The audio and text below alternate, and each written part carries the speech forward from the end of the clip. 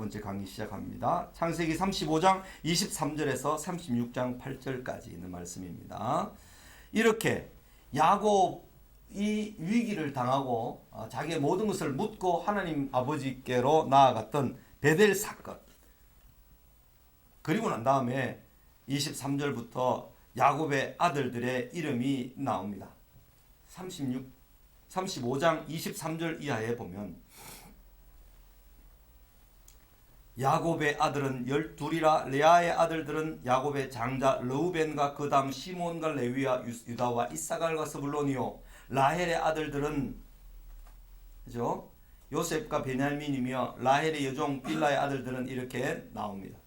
이 12명의 아들들이 이제 이름이 쫙 나옵니다. 이게 뭐냐면 야곱의 집입니다. 야곱의 집. 하나님께서 야곱의 집을 세우신다. 이게 창세기 30장 30절에 보면, 그죠? 앞으로 돌아가서 30장 30절에 보면 내가 네 집을 세운다 하는 말씀이 나옵니다. 이제 야곱이 스스로 하는 말인데, 내가 오기 전에는 외삼촌의 소유가 적더니 번성하여 때를 이루었으니 내 발이 이르는 곳마다 여호와께서 외삼촌에게 복을 주셨나이다. 그러나 나는 언제나 내 집을 세우리이까. 이렇게 야곱의 집을 말하는데, 지금 야곱의 집이 12아들들이 가득한 전통의 화살이 가득 들어있는 그런 집을 이루게 됩니다. 이 집은 뒤로 넘어와서 룻기서 4장 11절에 보면, 룻기서 4장 11절에 이제 오벳을 낳고 난 다음에 성문에 있는 모든 백성과 장로들이 이르되 우리가 증인이 되나니 여호와께서 내 집에 들어가는 여인으로 이스라엘의 집을 세운 라헬과 레아. 라헬을 먼저 앞세웁니다. 그죠? 이거는 세월이 한참 지났었죠. 출애굽에서 가나안 땅에 들어가서 사사시대니까 라헬과 레아 두 사람과 같게 하시고 네가 에브라스에서 유력하고, 베들레헴 에브라스입니다.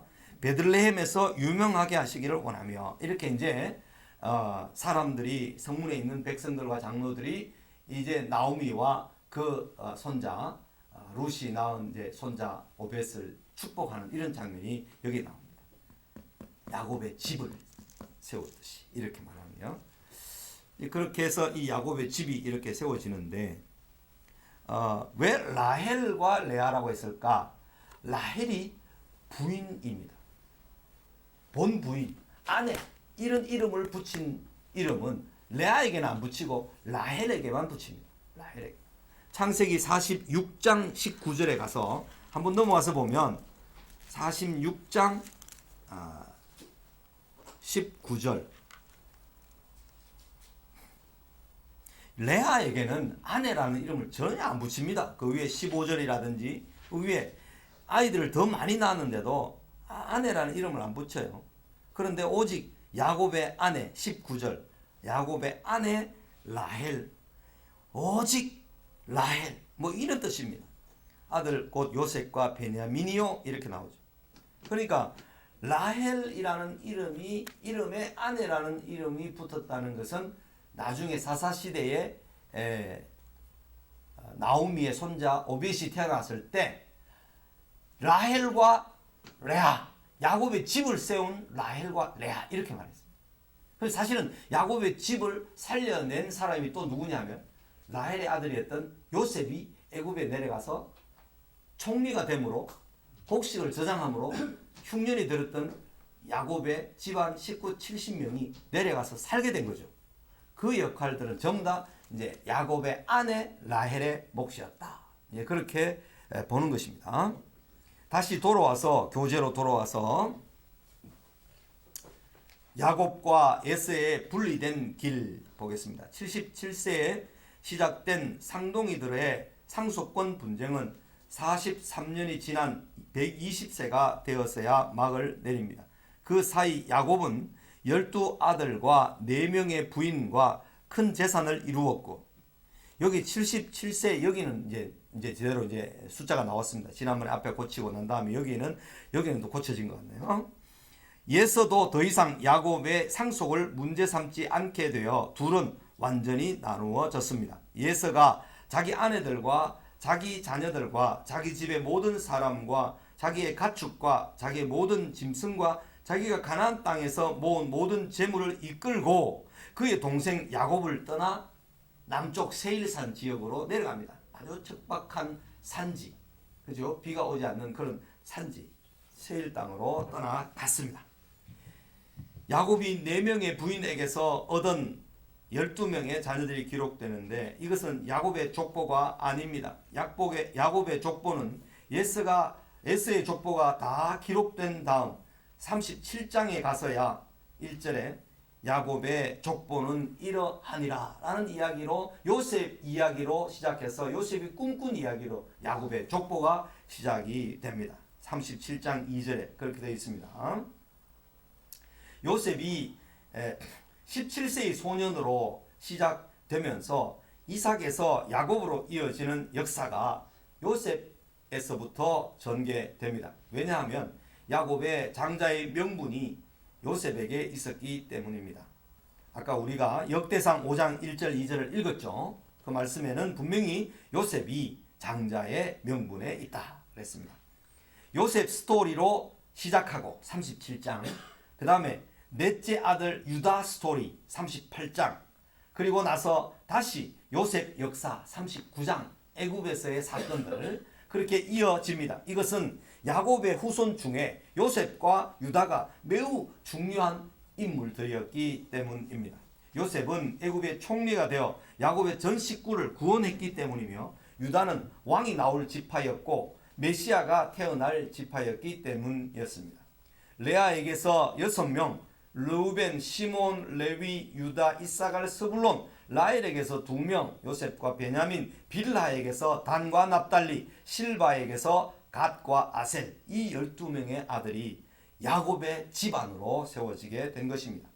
180세에 죽은 이삭은 17세 손자 요셉이 사라진 것을 들었을 것입니다. 이삭은 아버지 아브라함과 함께 헤브론 막벨라 굴에 장사되었습니다. 그러니까 요셉이 없어졌다는 것이 야곱에게 뿐만 아니라 그 할아버지 이삭에게 얼마나 큰 슬픔이 되었겠습니까?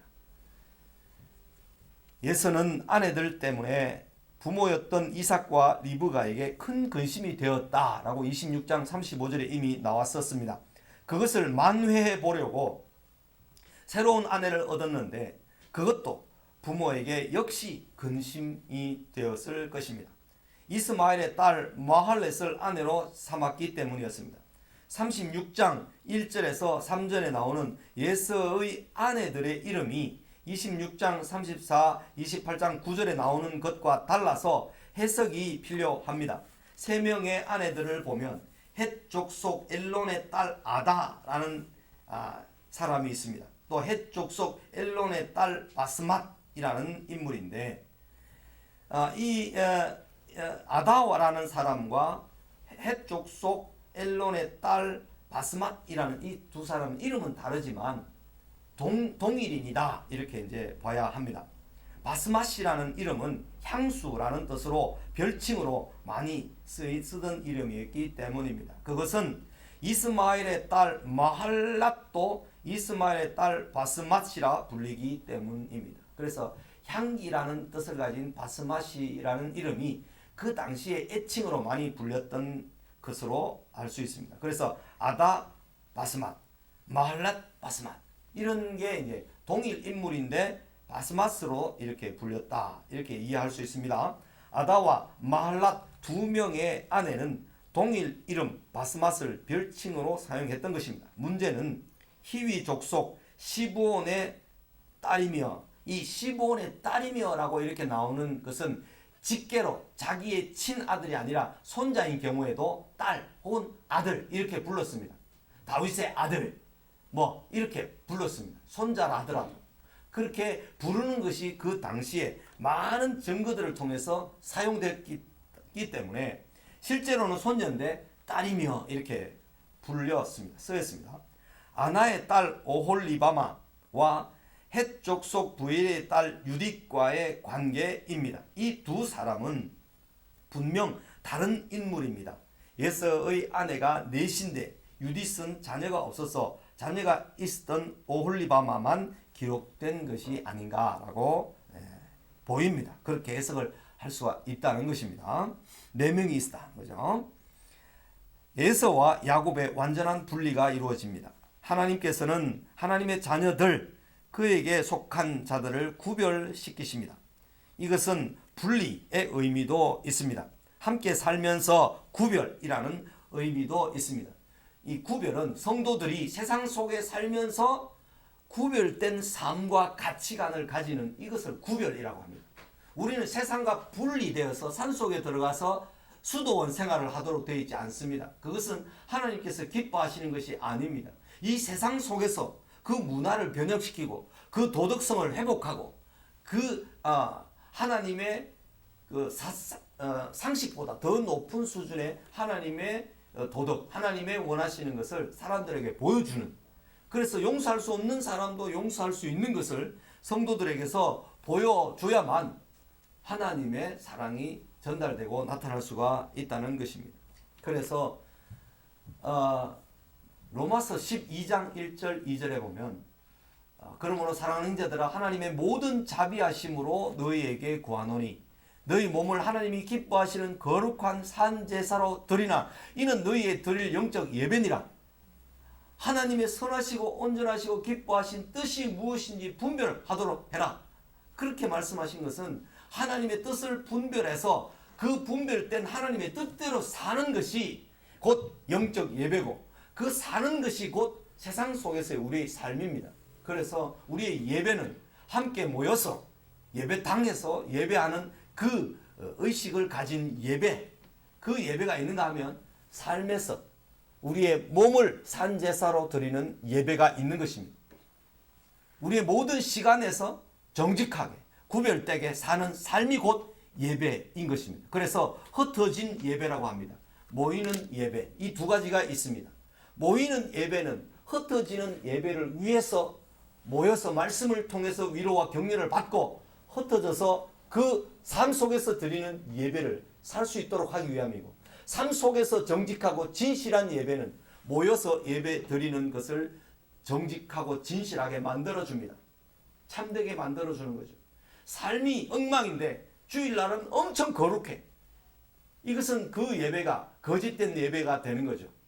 이 예배가 참된 예배가 되도록 하기 위해서는 일주일 동안에 우리의 삶이 거룩하고 구별되어야 되는 것입니다. 이 예배가 없이 이 예배 형식과 모이는 예배에만 거룩해지면 이것은 바리새인처럼 되는 것입니다. 그리고 이 모여서 예배 드리는 것이 필요 없느냐? 아니죠. 이 모여서 함께 예배 드리는 것을 통해서 격려하고 위로하고 말씀으로 힘을 얻고 해서 세상에 나가서 그 말씀의 능력으로 이기는 삶을 살도록 모여서 격려를 받아야 되죠. 위로를 받아야 되죠. 구별과 분리, 분리의 의미도 때로는 있을 때 있습니다. 가족들이 서로 재산이 많아가지고 목자들이 서로 다투고 싸워야 될 때는 아브라함과 그의 조카 롯이 분리하잖아요. 먼저 택하라 하고 분리하잖아요. 그런 것도 하나의 하나님의 백성들을 구별시키고 분리시키고, 하나님께서는 야곱에게 주신 가나안 땅에서 예서를 분리시켜줬습니다. 국가를 이루고 민족의 동질성을 위해서였습니다. 그러나 오늘날 그리스도인들은 세상에서 분리될 수 없습니다. 이런 개념으로 속세와 분리를 시도하는 것은 이단들이 하는 방법입니다. 이단들은 주로 세상에는 죄가 많아서 우리가 다 거기에 끌려가고 만다. 그러니까 우리가 분리되어서 산속으로 들어가자 하면서 따로 공동체를 형성하려고 하는 그런 이단, 그런 것은 대부분이 이단들입니다. 정상적인 교회는 그렇게 하지 않습니다. 그러나 지금 물론 예수님께서 재림하셔서 최종적으로 들어갈 새하늘과 새 땅은 세상과 완전히 분리를 가져옵니다. 그러나 지금 우리에게 임한 하나님의 나라는, 하나님의 나라가 여기 있다 저기 있다 하면서 유혹하는 자들에게 끌려가지 말라. 하나님의 나라는 너희 마음속에 있느니라. 이렇게 누가복음 17장 21절에서 말씀했기 때문에 하나님의 나라는 세속적인 모든 가치관과 구별해서 유지되는 것입니다.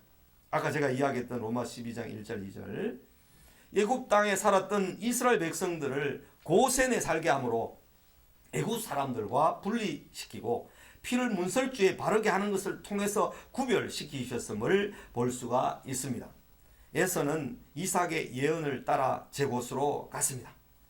27장 39절에서 에서에게 복을 빌어달라, 야곱에게만 복 빌어주고 내게 빌어줄 복은 없습니까? 라고 했을 때 이삭은 에서에게 이렇게 했습니다. 네 주소는, 에서 너의 주소는 땅의 기름짐에서 멀고 내리는 하늘 이슬에서 멀 것이다. 이 은총에서 많이 멀리 떨어져서 아주 힘들게 살게 될 것이다. 그렇게 말씀을 했습니다. 그곳은 풀이 나지 않는 땅 사해 남서부의 세일산 지역이었습니다. 이곳에 가보니까요, 산들이 전부 다 돌산으로 뾰족뾰족한 산들만 쌓였는데 식물이 하나도 없고 거의 나무가 거의 없이 막 산들이 척박한 그런 땅인데, 거기는 비가 오는 이제 1월 달부터 11월 달부터 그 다음에 3월 달까지 이른 비와 늦은 비가 오는데, 비가 오면 엄청나게 물이 한목에 많이 땅이 흡수할 수 없으니까 그대로 쏟아 내리는데, 그 물이 홍수가 돼가지고 길을 다 없애버리고 다리 놓으면 다리를 다 몰아가 버리고 그럴 정도로 물이 급속도로 흘러내려가서 다 척박한 땅이 되어버린, 계속 척박한 땅이 돼요. 그런 땅이 이 세일산이에요. 세일산, 사해 남부 지역. 그곳은 풀이 나지 않는 사해 남서부의 세일산 지역인데, 이것은 에스가 더 이상 가나안 땅을 넘보지 않게 되었음을 말하는 것입니다. 그 땅이 붉은색을 띠고 있어서 에돔이라고 불리게 되었습니다. 에스의 족보 36장 9절에서 43절이 먼저 기록되고, 그리고 난 다음에 야곱의 족보가 기록되었습니다. 이런 형태는 가인의 족보가 먼저 기록되고 아벨의 족보가 나오고, 그죠? 그렇게 항상 먼저 세상적인 강력한 힘을 가진 듯한 세력이 먼저 기록되고, 그 다음에 하나님께로부터 하나님의 사명과 일을 위해서 부름받은 족보가 기록되는데, 이 세상 족보와 세력이 하나님께 속한 사람들을 압도해 버릴 만큼 강력한 힘을 가지고 있는 것 같이 보이지만, 하나님께서는 마침내 당신의 약속을 가지고 있는 이 소수 마이너 그룹처럼 보이는 이런 힘이 약한 이런 사람들을 그 강력한 세상 세력보다 이기게 하신 거죠. 역전시키는 거죠. 이런 역사를 항상 우리는 족보의 기록에서 좀 볼 수가 있습니다. 네. 야곱과 에서의 분리된 길, 그래서 우리가 보았습니다. 36장 9절에서 43절까지 또 이제 봅니다. 에돔 족속입니다. 예스의 아내와 아들들이 언급되고, 예스가 야곱을 떠나 세일산으로 이동합니다. 예스의 5 아들과 10 손자에서 그리고 예스의 자손의 족장 14명, 세일의 원주민 호리 족속의 족장과 자손들, 에돔의 8 왕들, 예스에게서 나온 11명의 족장들. 이러니까요, 예스의 후손들이 엄청 강력하고, 그래서 이미 왕들이 있고 막 이런 가운데 족보들이 다 기록되어 있습니다. 그런데 아직도 야곱의 자손은 17살 난 요셉을 잃어버리게 되고, 지극히 가장 사랑했던 야곱의 하늘이 무너지는 것 같은 이런 사건, 이 37장에 이제 기록되어 나옵니다. 그러니까 세상 족보인 이 에서의 족보 엄청나게 강력하잖아요. 근데 야곱 집안을 보면 너무나 초라하고 한 가정에 불과한 이런 모습을 대조시켜 보여주는 그런 장면이 36장에 나옵니다. 이들은 모두 하나님의 일반 은총 가운데만 있습니다. 이들은 예서와 이스마엘에게 예언된 미래를 가지고 있기 때문에 하나님의 복과는 거리가 멉니다. 에돔족은 유다가 멸망할 때 바벨론 편에 서서 유다를 약탈하고 조롱하고 즐거워했으므로 멸망에 이릅니다. 그래서 오바댜서는 한 장밖에 없는 책인데, 에돔 족속에 대한 저주, 왜 그들에게 저주가 내려지는가 하는 것을 가르쳐주는 책이 오바댜서입니다.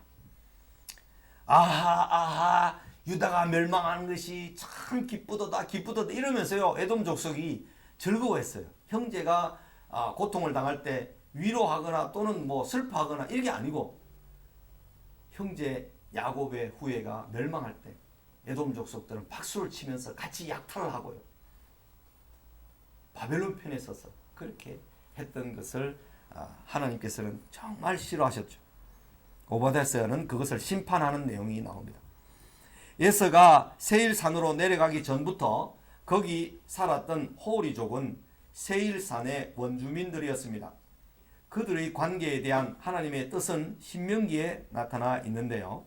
호리 사람도 신명기 2장 12절과 22절에 보면 호리 사람도 세일에 거주하였는데 예스의 자손이 그들을 멸하고 그 땅에 거주하였으니 이스라엘이 여호와께서 주신 기업의 땅에서 행한 것과 같았다. 가나안 족속을 멸하고 이스라엘 백성이 가나안 땅에 정착한 것처럼 호리 족속이 원래 세일산의 원주민이었는데 에서가 와서 호리족을 멸하고 거기에 에돔의 후손들이 살게 되었다. 이런 뜻이죠. 예서의 자손들이 호리 족속을 멸하지 못하고 그들과 혼혈족이 되어 타협하며 하나님이 없는 백성이 되고 말았습니다. 그러니까 완전하게 정복되지 못한 가운데 또 하나님 신앙이 제대로 주어져 있지 않은 가운데 에서의 후손들은 호리족을 다 멸하지 못하고 오히려 섞여버렸다. 그렇죠? 예스의 셋째 부인 오홀리바마는 1절에 히위 족속 시브온의 딸인 아나의 딸 오홀리바마로 소개됩니다. 그러나 20절 25절에 보면 오홀리바마의 어머니 아나와 할아버지 시브온은 호리 족속으로 나옵니다. 호리 족속 역시 히위 족속과 혼혈되어 있음을 말해줍니다. 호리족과 히위족 분명하지 않고 섞여 있는 거죠. 그 다음에 에서의 아들 엘리바스의 첩 딥나는 40절에서 보면 족장으로 언급되었습니다. 엘리바스의 아내 이름은 나오지 않고 첩의 이름이 나온다는 것은 그녀가 호리 족속의 세일의 딸이었고 에돔의 족장이었기 때문으로 우리가 알 수 있습니다. 에서의 후손은 호리 족속과 떼려야 뗄 수 없는 혼혈적으로 동화가 되고 말았던 것입니다. 아말렉과 그나스라는 이름이 나옵니다.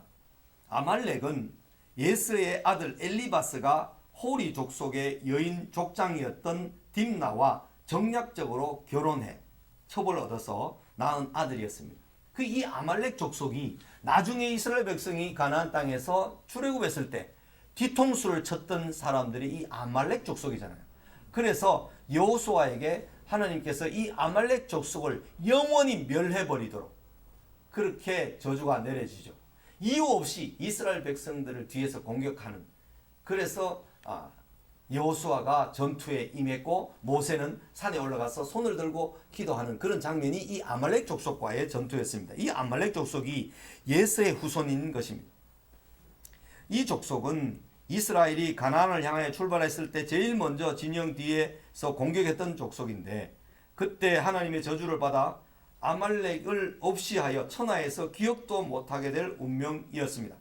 사울 왕에게 아말렉을 진멸하도록 하나님께서 명하셨습니다. 그런데 사울은 불순종하여 아각 왕과 좋은 짐승들을 살려 가지고 왔습니다. 그로 인해서 사울은 하나님께 버림을 받았습니다. 다윗 왕 때 아말렉은 완전히 진멸되고 에돔 사람은 다 다윗의 종이 되었습니다. 그 다음에 그나스는 엘리바스의 본부인에게서 난 막내 아들입니다.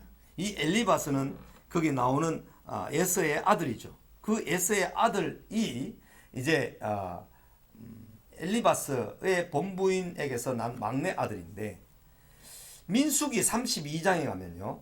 그나스 사람 여분네의 아들 갈렙과 눈의 아들 여호수아는 여호와를 온전히 따랐느니라 이렇게 나옵니다. 그죠? 그나스 사람 여분네의 아들 갈렙은 유다 지파 12정탐꾼 중에 유다 지파의 대표자로 파송되었다가 에브라임 지파의 여호수아와 함께 믿음으로 가나안 땅에 들어가 헤브론 땅을 차지한 사람입니다. 갈렙은 자기 아들 중에 하나를 그나스로 이름 짓습니다. 그래서 갈렙이 낳은 아들도 그나스라는 이름이 있습니다. 예스의 손자 그나스가 언제 이스라엘로 들어가 유다 지파 가운데 살게 되었는지는 알 길이 없습니다. 야곱이 7년 흉년의 두 번째 해에 애굽으로 내려갈 때쯤 혹은 그 흉년 기간에 어느 때 애굽으로 내려갔을 것이라고 추정해 볼 수 있습니다.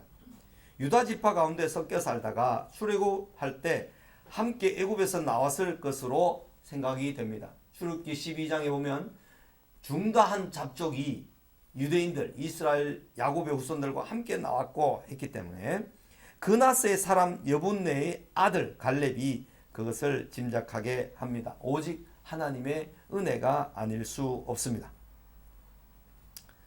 이 갈렙을 통해서는 예수님이 직접 오시는 것은 아닙니다. 그러니까 유다 지파의 대표자로 되어서 가나안 정탐으로 갔다가 믿음으로 이제 가나안 땅에 살아서 들어가게 되는 사람이지만 예수님이 족보에 들어있는 사람은 아니죠. 유다 정통 혈통이 아니었어요.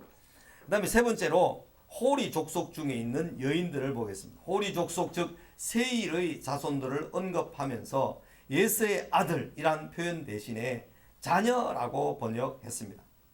물론 벤이라는 같은 단어로 쓰고 있는데 우리가 뭐 다마스 벤 할 때 다마스에게서 비슷하게 태어난 두 번째 뭐 차 이런 게 다마스 벤 이런 게 나오잖아요. 그 벤이 이제 히브리어거든요. 예스의 첩 딘나와 셋째 부인 오홀리바마는 모두 호리 족속의 족장이었습니다. 아나는 시브온의 딸로 분명히 언급되어 있습니다.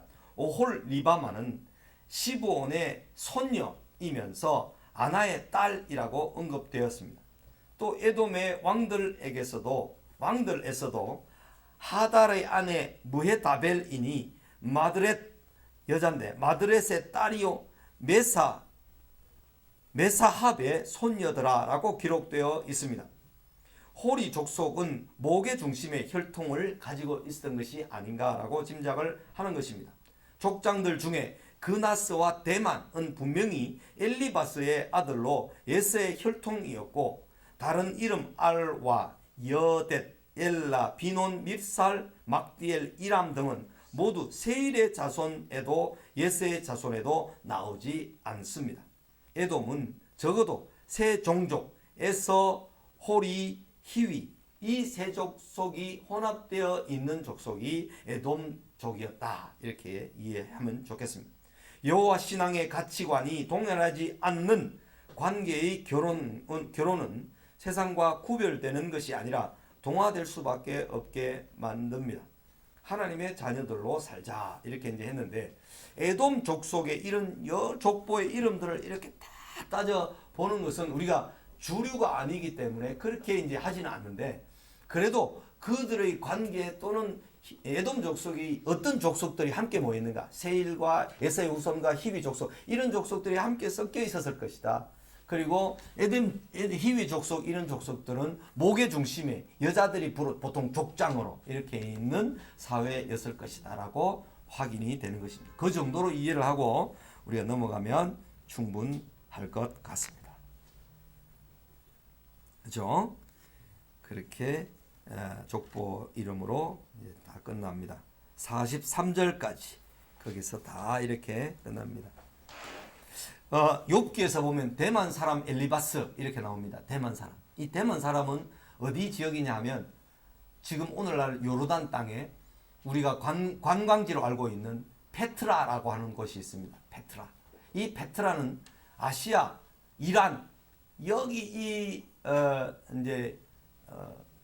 아시아에서 주로 상인들이 애굽으로 갈 때 그 페트라라는 곳을 거쳐서 그 다음에 더 거쳐가는 북쪽으로 가기 위해서는 소돔과 고모라를 거쳐서 이스라엘 거쳐서 유럽으로 가고 그 다음 페트라를 거쳐서 아프리카로 가고 아프리카나 유럽을 거쳐서 오는 사람들은 그 페트라라는 그 지역을 거쳐서 이제 사막 지역 동방으로 오게 되는 그러니까 이 페트라 지역이 아주 유명한 지역인데 그 페트라 관광지 입구에 대만이라는 도시가 이름이 아직도 남아 있습니다. 대만. 이 대만이라는 동네 이름이 아직도 남아 있어요. 보니까 37장으로 또 넘어갑니다. 37장 우리가 아는 흥미진진한 이 요셉 이야기. 제목을 어떻게 잡았는가 하면 꼬인 인생 하나님의 섭리 어느 것일까? 꼬인 인생으로 볼 수도 있는데 하나님의 섭리 가운데 있는 일이었다. 이 인생의 신비입니다. 이 미스테리입니다.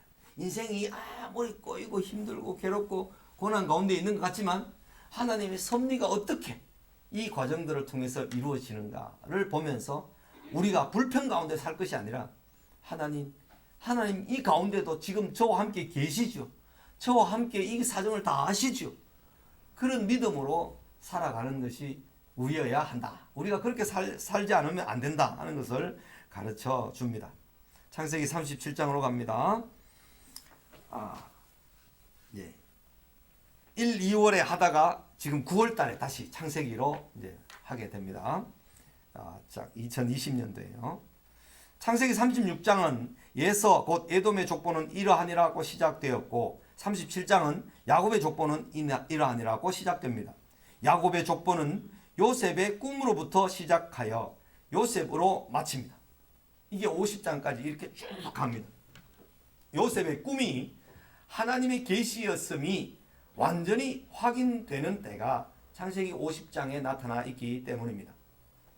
당신들, 요셉의 11형들, 당신은 나를 해하려 하였으나 하나님은 그것을 선으로 바꾸사 오늘과 같이 많은 백성의 생명을 구원하게 하시려 하셨나니. 이게 창세기 50장 20절이 제가 첫 시간에 말씀을 드렸던 이 하나님의 선, 이게 창세기 1장에 무려 7번이 나온다고 했죠. 좋았더라, 좋았더라, 좋았더라. 이 선이 7번 나오고 창세기 50장 20절에 가서 보면 하나님께서 말씀하신 이 선이 이루어집니다.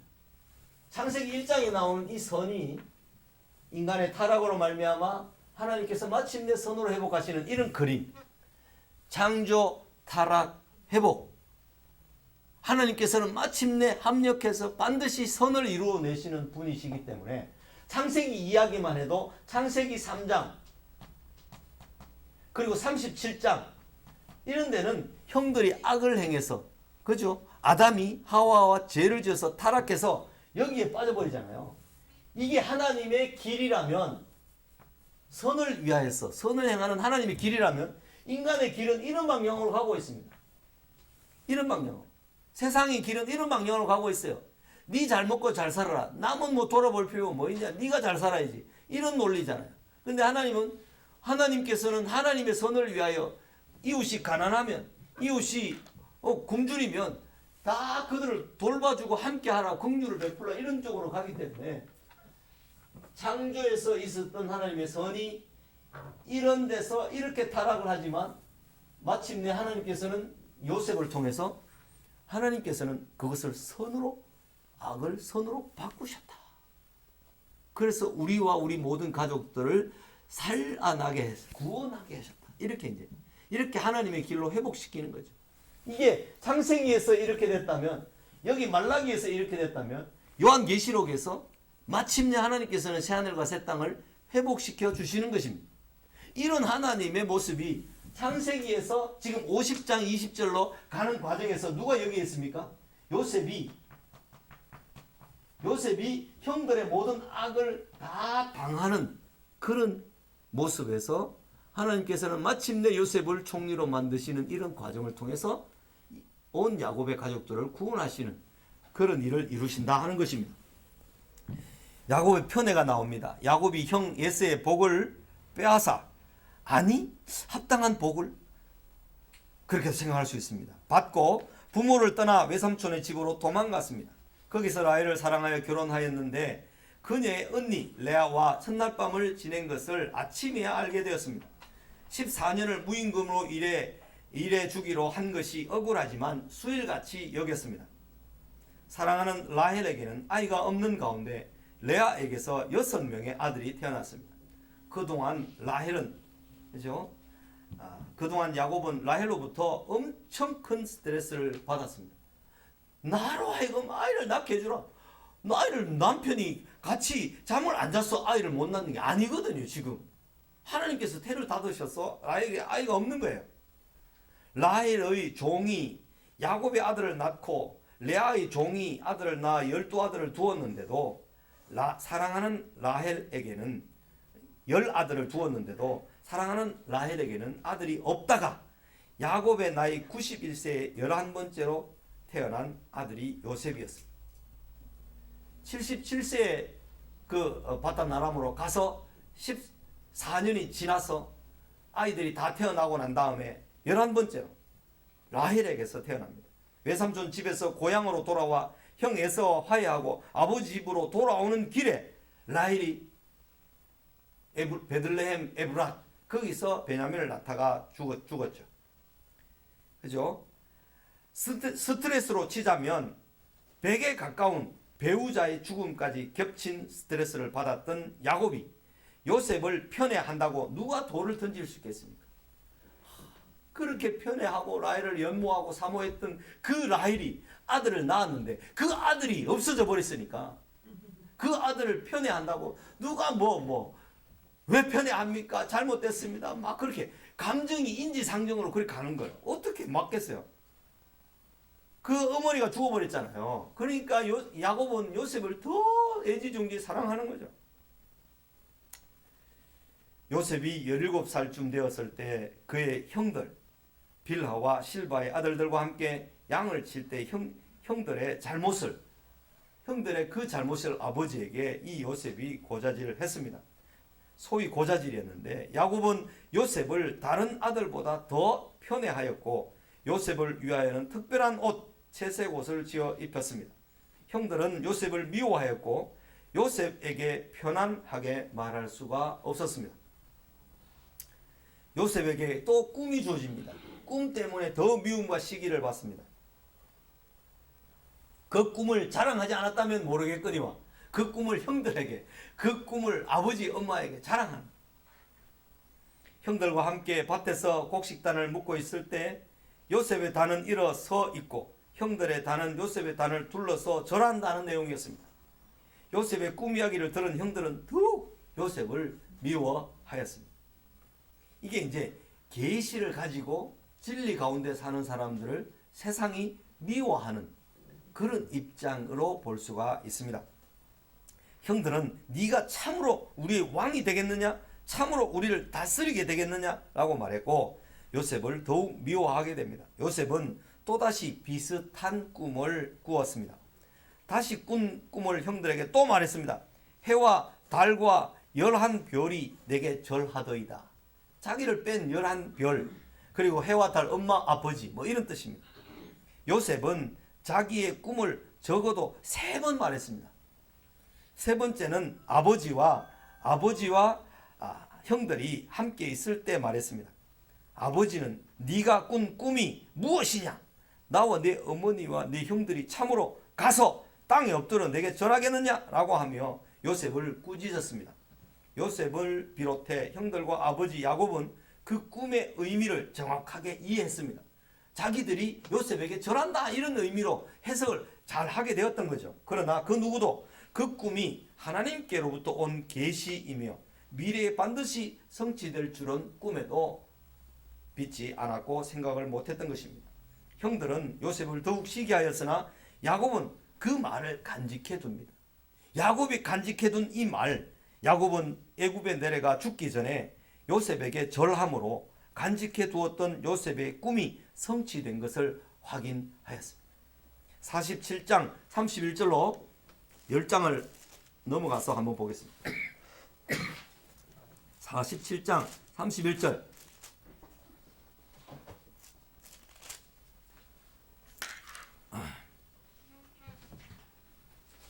야곱이 요셉을 불러놓고 마지막 청을 말합니다. 그죠? 17년을 거주했습니다. 130세에 내려와서 147세가 되었습니다. 그래 죽을 때가 다 돼서 요셉에게 허벅지에 손을 넣고 약속을 하라, 맹세를 하라 그럽니다. 47장 31절에 가서 보면 야곱이 요셉에게 그 말을 다 했을 때 요셉이 알겠습니다. 제가 다 이행하겠습니다.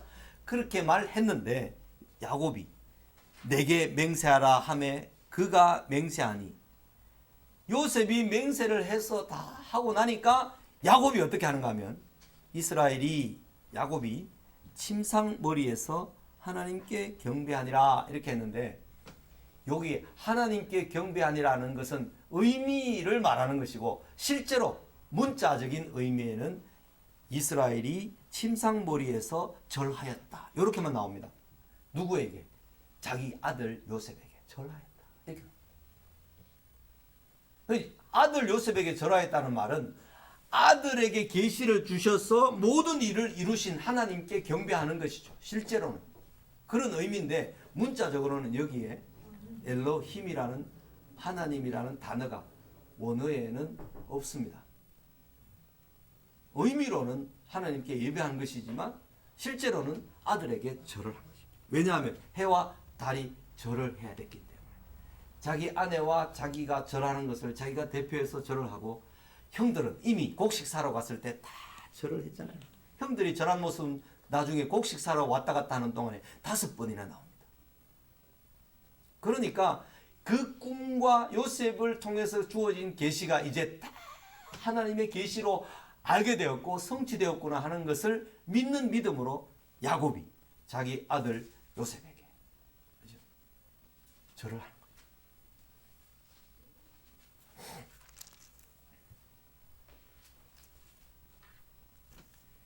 계시, 말씀을 가진 자의 고난이 나옵니다. 하나님의 섭리가 이루어지기 위해서는 엄청난 해산의 고통이 필요합니다. 형들은 미워하고 시기하였고, 아버지는 요셉의 말을 마음에 간직했지만 꾸짖었습니다. 계시가 성취되기 위해서는 요셉이 일단 애굽으로 팔려가야만 했습니다. 그 모든 과정에서 순간순간들이 하나님께는 계획된 것이었지만 당사자였던 계시 말씀을 가진 요셉으로서는 이만저만한 고통이 아니었습니다. 요셉은 자기가 꾼 꿈을 이루어지는 모든 과정이라고 믿어서 편안하게 그 잡혀갔겠습니까? 형들에게 살려달라고 막 애원하면서 날 팔지 마라, 그렇게 애원하면서 막 했던 것을 보면 자기가 팔려가는 것이 미래에 내가 총리가 되기 위해서 팔려간다, 이런 생각을 알고 갑니까? 모르고 갑니까? 모르고 가는 거죠.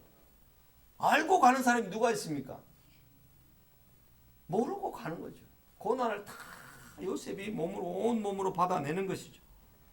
야곱이 있었던 헤브론으로부터 세겜은 북쪽으로 100km나 떨어진 곳이었으며, 그곳보다 30km나 더 떨어진 도단까지 요셉이 형들을 만나 아버지의 심부름을 갔다는 것은 그의 아버지 야곱의 시선을 완전히 피할 수 있는 환경이었던 것입니다.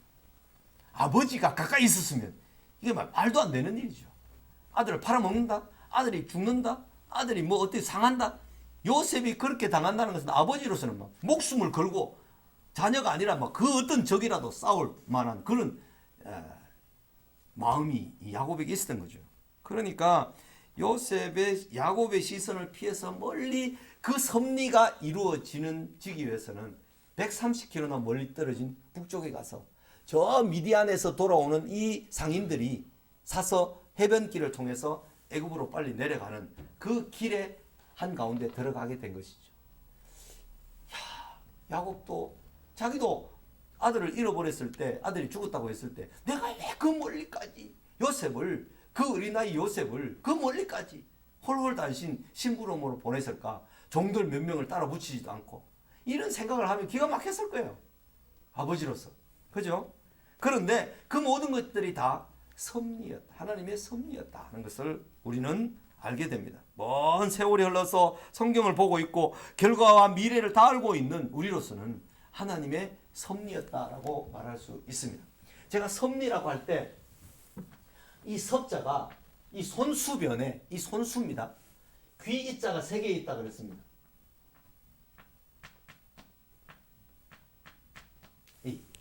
하나님은 손으로 행하시는 게 1개라면 귀로 들으시는 건 3개다. 하나님께서는 그렇게 우리를 많이 듣고 계시고 우리를 알고 계시고 우리를 살피고 계신다는 거죠. 그런 의미로 이 섭자라는 것이 어떤 의미를 담고 있지 않을까 생각도 해보는데 정확한 해석은 아닙니다. 이게 섭자가 그렇게 해서 만들어졌을까? 이 섭리라는 것은 다스리는 그 어떤 다스리는 일에 듣는 것이 더 중요하다는 거죠. 백성들의 말에 귀를 기울여야 되는데 백성들의 말을 기울이지 않고 손만 세 개를 쓰려고 하면 손 세 개를 붙이면 섭리의 섭자가 안 되는 거예요. 듣기를 많이 들어야 됩니다. 그죠? 예. 여기.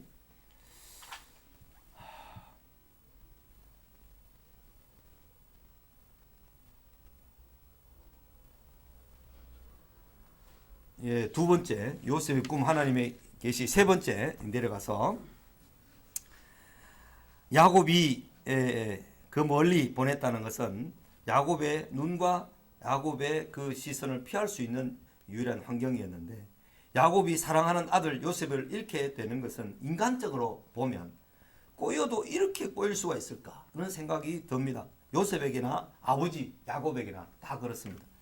그런데 위에 계신 하나님은 한치의 차질 없이 계시대로 진행하고 계시는 것입니다. 꼬일 대로 꼬인 것 같은 나의 인생에도 하나님의 섭리가 있음을 믿는가? 우리 인생이 꼬일 대로 꼬인 것 같습니까? 엄청나게 꼬였습니다. 꼬였습니다. 꼬여 있는 그 같은 가운데서도 하나님은 우리를 당신의 말씀에 복종시키고 당신의 말씀을 기뻐하고 당신을 즐거워할 수 있도록 우리를 꼬아가지고 지금 이 자리에 우리를 있게 하셨는지도 모릅니다. 그렇게 해서 우리가 속해 있는 그 모든 세계를 복음으로 구원시키도록 하시기 위해서 하나님의 위에서의 섭리는 우리가 가는 과정에는 전혀 몰라요. 왜 이리 꼬이지 하면서 가는데도 하나님은 한치의 차질 없이 그렇게 가서 당신의 일을 이루신다고요. 그 사실을 우리는 믿어야 됩니다. 믿어야 됩니다.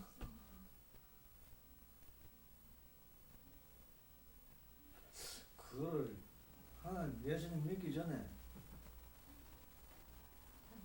전에 일어났던 그 일도 하나님 그렇게 섭리했다고. 그렇습니다. 어떤 한 부인이 남편과 함께 살다가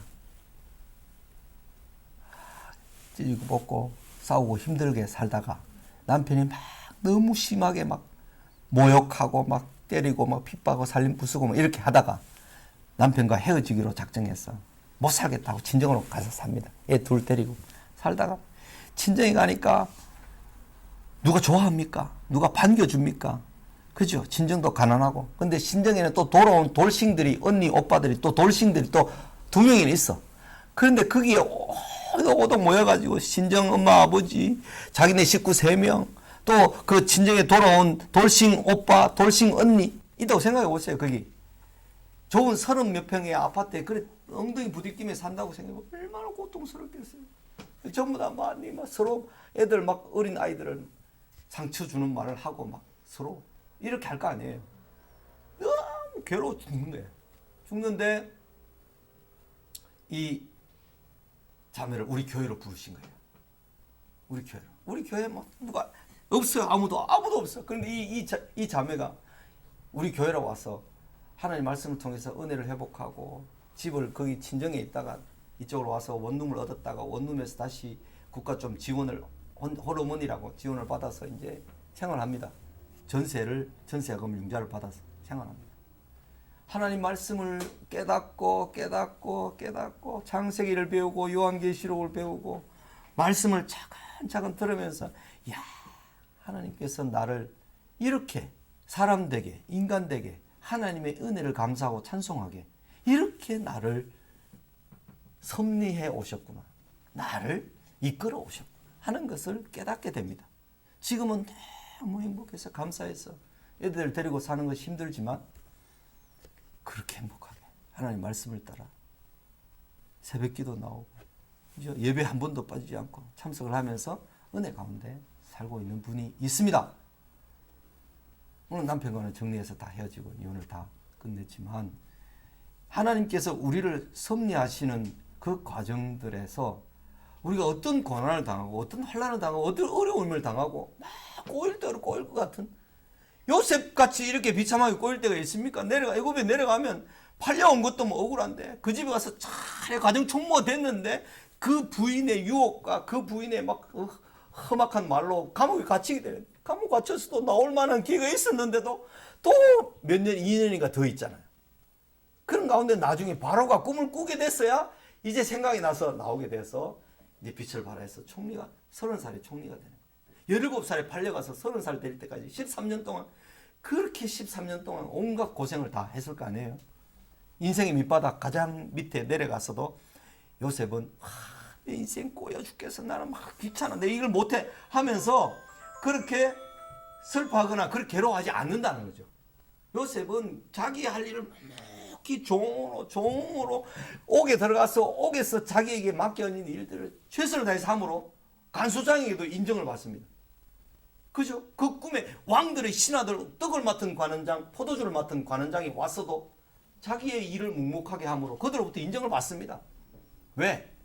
자기의 삶에 매우 신실하고 성실하게 했기 때문에 그는 자기는 최선을 다해서 갈 수밖에 없었어요. 그 고난의 연속이고 그 험악한 길의 연속이었지만 계속해서 하나님을 생각하고 하나님을 의지해서 가는 것입니다. 하나님께서 그를 높이시는 것은 하나님께서 높이시죠. 낮추시는 것도 그를 하나님께서 낮추시다고 생각을 하면 우리가 우리의 낮아진 위치에서 우리의 고난당하고 힘든 세상 속에서 나는 흙수저야, 나는 뭐 해도 안 돼, 나는 이러다가 죽을 거야, 이러면서 자신을 비관하고 있으면 어떤 일도 할 수가 없게 됩니다. 그 비관이 자기를 사로잡아서 그 비관과 절망으로 끌고 가버리면 자포자기하고 넘어지고 결국은 자살하거나 아주 완전히 폐인이 되는 거죠. 그러나 그 자리에서 다시 일어나서 일을 하고 내게 주어진 일, 내가 지금 맡은 일, 이 일에 최선을 다하고 충성을 하다 보면 거기에서 하나님의 섭리가 어느 순간에 우리에게 어떤 방식으로든지 나타나게 되어 있는 것입니다. 그것을 믿고 가는 것이 신앙생활이고 그것을 믿고 바라는 것이 믿음이에요. 왜냐하면 하나님께서는 반드시 선을 이루시거든요. 선을. 우리 인생에서 반드시 이런 꼬인 일이 있어도 이런 선을 이루어내시고야 만다고요. 하나님께서. 믿어야 됩니다. 믿어야 됩니다. 두려워하지 마십시다. 두려워하지 맙시다. 꼬인 인생 하나님의 섭리. 잘 생각하셔야 됩니다. 꼬인 인생으로 절망 가운데 낙심 가운데 자신을 처박아 놓지 마십시오. 하나님의 섭리가 어떤 섭리가 있을까? 그걸 기대하는 마음으로 내게 주어진 일에 최선을 다하고 신실하고 충성스럽게 가다가 보면 하나님께서 우리에게 상을 베푸시는 날이 반드시 있을 줄로 믿습니다. 아멘. 설민석 선생님이 하는 강의 같다.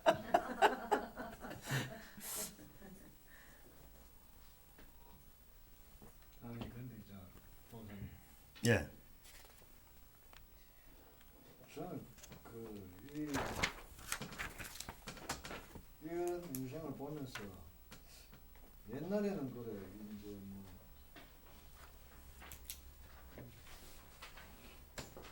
보통 800살, 900살, 1000살까지 사셨기 때문에 이게 10년 견디면 그냥 그럴 수도 아니겠나 싶기도 한데. 요셉이 110세에 죽습니다. 그때는 사람 수명이 거의 아니요, 그때는 이미, 그때는 노아 홍수 이후에 한참 지난 때였기 때문에 최고 연령이 120세 이 정도, 많은 140세 아버지 그런 때인데, 그 세월이라 하더라도요, 우리가 지금 7, 80세 사는 것과 그들이 140 사는 것하고 다를 바가 전혀 없습니다. 우리가 노년에 하나님께서 어떤 일을 은혜로 베푸실지 누가 압니까? 저는 그런 생각이 들어요. 지금 내 나이가 몇 살인데? 죄송합니다. 나이가 아직 얼마 안 됐는데 이런 생각하니까 좀 죄송한데, 아니 살아봐야 얼마나 살 건데 지금 이 나이에 그래. 이제 예수님 만나가지고 알게 된 믿은 지 몇 년밖에 안 되는데 몇십 년 기다릴 것 같으면 이게 어떻게 되느냐. 그게요, 여기에서는 성경에 나오는 이런 시간들, 이것은 역사가 지나고 난 다음에 우리가 아는 것이지 내 앞에 놓인 인생에 몇 년이 될지 몇 달이 될지 그 일은 아무도 알 수가 없는 것입니다. 만약에 집사님이 충분한 인생의 준비 훈련, 하나님의 말씀에 철저하게 훈련되어 있으면 어느 날 로또가 10억이 주어져도 그 10억을 내가 탕진하는 데 쓰지 않고 정말 잘 쓸 수 있는, 정말 유력하게 유익하게 영광을 위해서, 하나님 영광을 위해서 정말 아름답게, 그리고 내 인생을 새롭게 할 수 있는 그 일, 그런 길로 만약에 하나님이 어느 날 갑자기 요셉에게 갑자기 30세 총리가 되는 그런 경우로 준다면, 요셉이 그 옥고를 치르면서 그 안에서 그런 훈련을 안 쌓았다면, 그런 훈련을 마다하고 도망가 버렸다면 그런 일이 주어지겠습니까? 안 주어진다고요. 그렇지 않아요. 그러니까 원리를 잘 적용을 해야 돼요. 원리를. 10년, 20년 이거 나도 10년, 20년 지나야 반드시 그렇게 했는데 이게 아니고, 원리를 적용해서 하나님의 섭리 가운데 내 인생이 있음을 믿으면, 내가 지금 할 수 있는 최선의 일을 다해서 하면 하나님께서는 반드시 합력해 선을 이루시고 우리의 행위에 대한 보상을 하나님께서 행위대로 보상하여 주신다는 사실을 믿고 믿음으로 또 걸어가야 됩니다. 알 수 없는 일입니다. 우리의 미래에 대해서. 그죠? 그렇게 또 오늘 말씀을 적용할 수 있기를 바랍니다. 기도하겠습니다. 하나님 아버지 감사합니다. 우리가 이제 야곱의 집을 통하여서, 요셉의 삶을 통하여서 야곱의 족보와 생애와 그 모든 것이 자기 아들들에게 어떻게 나타나고 보여지는가를 통해서 하나님의 섭리를 알게 되고 깨닫게 되고, 야곱의 집안이 나중에 큰 민족을 이루어서 이스라엘이라는 나라를 이루게 되는 것을 우리가 봅니다. 하나님 아버지, 내가 현재의 모습이 어떠하든지 내 자녀들, 내 다음 세대가 어떻게 될지 모르는 가운데 있습니다. 우리의 삶을 비틀거리지 않고 바르게 걸어가서 하나님을 경외하는 모습을 모든 사람이 알게 해서 내 다음 세대라 할지라도 우리가 이루지 못한 것, 우리가 하나님께 받지 못한 것, 그것을 우리 다음 세대라도 받아서 하나님의 영광을 높이 드러내는 인생이 되게 하실 그 하나님의 은혜와 섭리를 기대하며 신뢰합니다. 하나님 아버지, 우리 인생에서 그 일을 이루시면 우리가 하나님을 온전히 찬양할 수 있도록 우리를 지금 낮추시고 훈련시키시는 과정인지도 누가 알겠습니까? 하나님 아버지, 주님께서 모든 것을 합력해서 선을 이루시는 분이심을 믿고 우리의 갈 길을 다 달려가게 해 주시옵소서. 예수님의 이름으로 기도 올리옵나이다. 아멘.